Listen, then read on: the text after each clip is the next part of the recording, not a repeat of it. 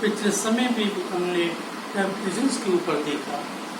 आज हम वचन से आत्मिक सेवा के लिए जो रिवॉर्ड ईश्वर की ओर से मिलता है, हर एक व्यक्ति के लिए जो भला करता है उसमें क्या नाम मिलता है, हम बाइबल से देखेंगे। इससे पहले कि हम इसको शुरू करें, हम छोटी सी प्रार्थना करेंगे। हे सर्वशक्तिमान पिता परमेश्वर, इस वक्त आप मेरी समझ को पकड़ लीजिए कि मैं जो कुछ बोलूँगी वो नहीं, बल्कि आपका पवित्र आत्मा मेरे जरिए इन सब से जो सुनने वाले हैं वो मुझसे आत्मिक रूप से बातचीत करें। ये सब कुछ आपके पुत्र हमारे उद्धार करता परमेश्वर मसीह के नाम से मांगते हैं, आमीन।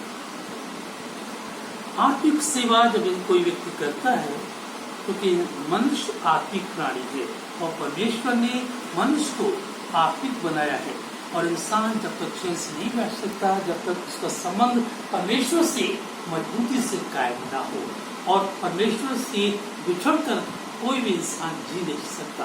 वो आत्म रूप से मर जाता है, व्याकुल हो जाता है, निराश हो जाता है, थक जाता है, हार जाता है।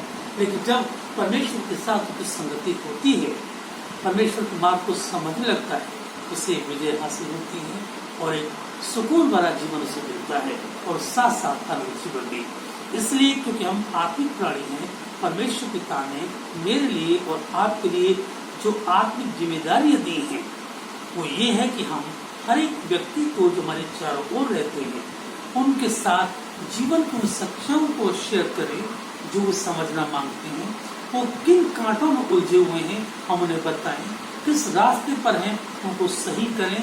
वचन बाइबल भी बताती है, डैनियल चैप्टर 12:3 में, तब सिखाने वालों की चमक आकाश मंडल जैसी होगी और जो बहुतों को धर्मी बनाते हैं वे सदा तारों की तरह चमकेंगे। इस संसार के बाद एक नया संसार भी है जो परमेश्वर पिता ने बनाया है, जिसमें परमेश्वर न्याय भी करेंगे और न्याय के बाद उस नए संसार को जो शुरुआत होगी।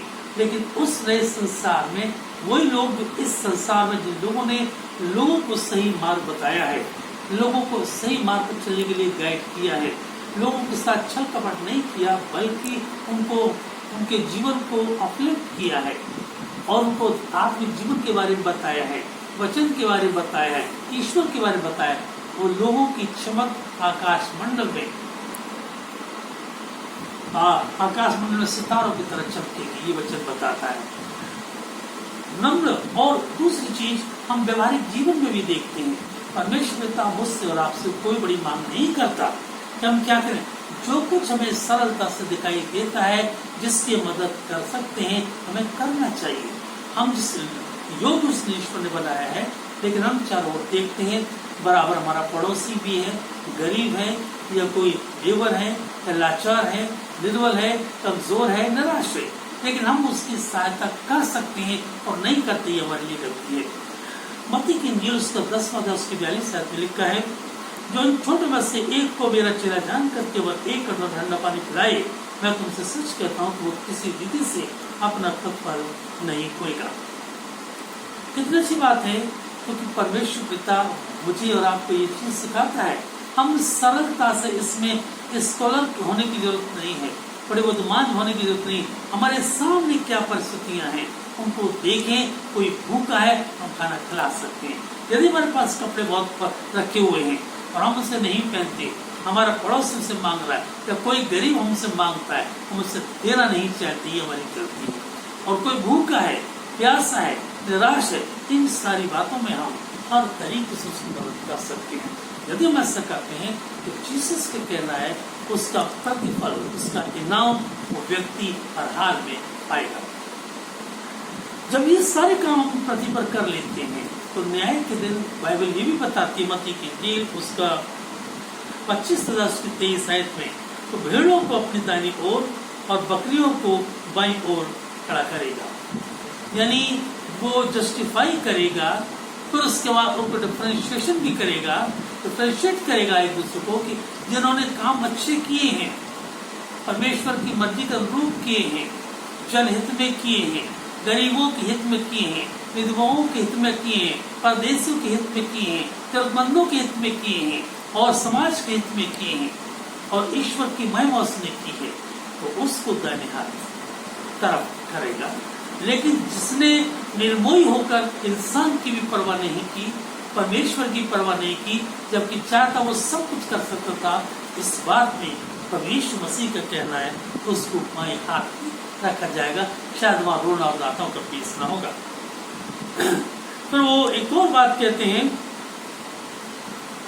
जब हम उधार देते हैं, हम एक और चीज देते हैं, कभी कभी ये बड़ी टेंडेंसी बन गई है कि हमारे पास बहुत पैसा है, लेकिन हम उसी व्यक्ति को देंगे जो हमें वापस देगा।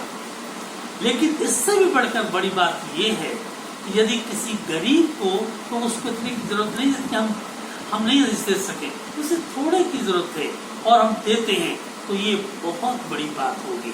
हम लोगों को इन्विटेशन देकर खाने को बुलाते हैं, अपने स्टेटस के लोगों को बुलाते हैं, हाई जो समाज में सुपर हाई फाई उनको बुलाते हैं, क्योंकि जीवन में वो सच नहीं है, और गरीबों को नहीं बुलाते।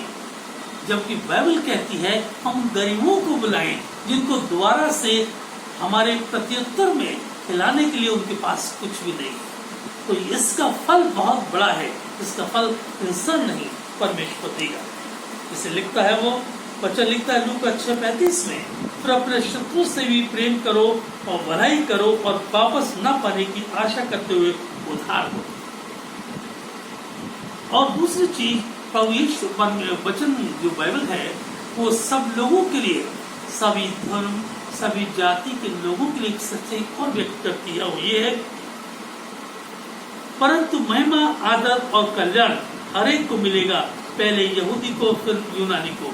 यानी जो भी काम, जो व्यक्ति अच्छा कार्य करेगा, महिमा और आदर उनको मिलेगा, चाहे वो मसीह हो या गैर मसीह हो, चाहे कहीं का भी क्यों ना हो। रोमियो उसका दूसरा 10 की 10। ये सारी व्यवहारिक बातें जो मुझे और आपको ये बताते हैं कि इसमें परमेश्वर की मर्जी है, और परमेश्वर की मर्जी समझकर अपने जीवन से इन कार्यों को पूरा करना हमारा लक्ष्य होना चाहिए। परमेश्वर आप सबको बहुत बहुत आशीष प्रदान करें।